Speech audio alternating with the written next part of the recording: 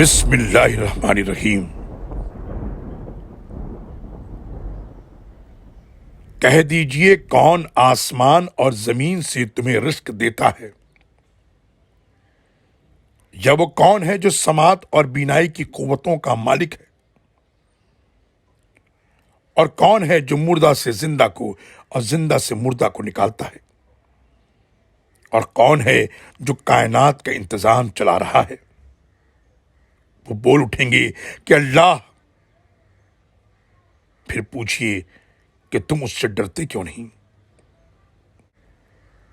یہ ہے اللہ تمہارا حقیقی رب، پھر حق کے بعد سوائے گمراہی کے کیا باقی رہ جاتا ہے؟ پھر تم کہاں سے پھرائے جا رہے ہو؟ اس طرح آپ کے رب کی بات ان بد کرداروں پر صادق آ گئی کہ وہ کبھی ایمان نہ لائیں گے۔